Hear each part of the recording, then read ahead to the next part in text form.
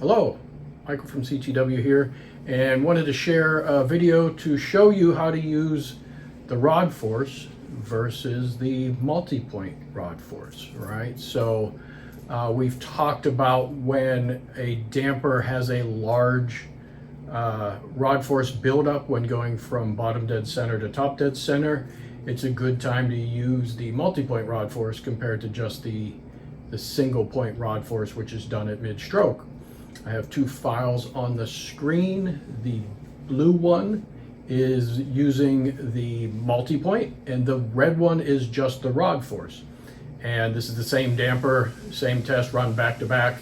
And you can see that the red one, basically from left to right, rises because that is that spring effect from wherever it's coming from. I can tell you that this is just a coilover, and I use this to make it used as a good example. So this is a coilover, damper, and a spring.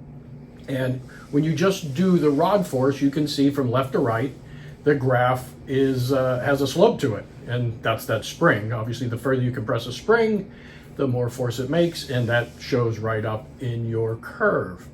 Now the blue one is the multi-point rod force, and because that takes a point at the bottom and in the middle and at the top, and maybe you actually add points as well based on whether it's a linear progression or it could even be have an increasing or a decreasing slope to it. So you might need to do more than 3 points.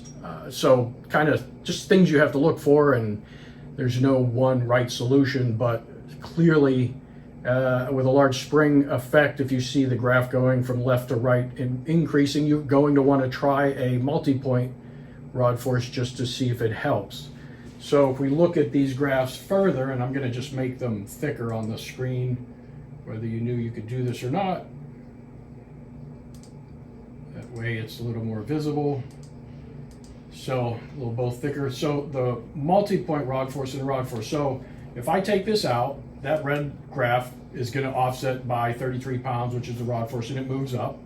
If I take the multi-point out of the blue one, look at that. They're, without doing the rod force or the multi-point, they match. They're exactly the same. But like we show, it's got to rise from left to right because there's a big spring in there. And that's why you would want to run a rod force. We're going to take that back out of the data. You can see the blue one comes down and it tries to level left to right as best it can. The nice thing is you can go to the multi-point rod force. If you click on it again, you can see at bottom dead center there was 15.6 pounds, and at the top there was 56.9. So that's a massive increase, a very large percentage, and you can see it definitely, you want to account for it and try to remove it. And you always have the data, you can always put it back in, you never lose that data, but it certainly helps to better try to just look at the dynamic effect of everything. Now you can't quite get rid of the dynamic part of the spring, that is still a component, but you can see how handy it is to use the multi-point and bring down and level out the force versus displacement.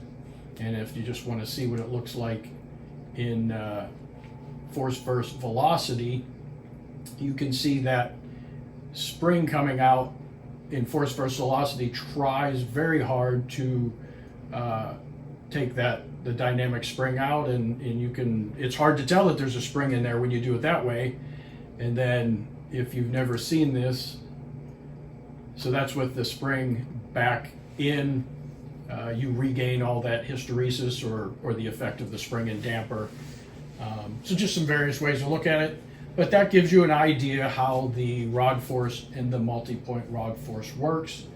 And just to prove that we ran a multi-point versus rod force, again, I'm going to show you the diagnostic because I think everybody keeps needing to look there in the future. So we can see, if I go to the diagnostic legend and I turn off force, we can see one ran a rod force and one ran a multi-point. So there is your difference. You can see them and you can prove one did one thing and one did the other. So There you go. Good stuff to learn. See you later. Thank you for watching. If you have any questions or comments, contact us using the information in the video description.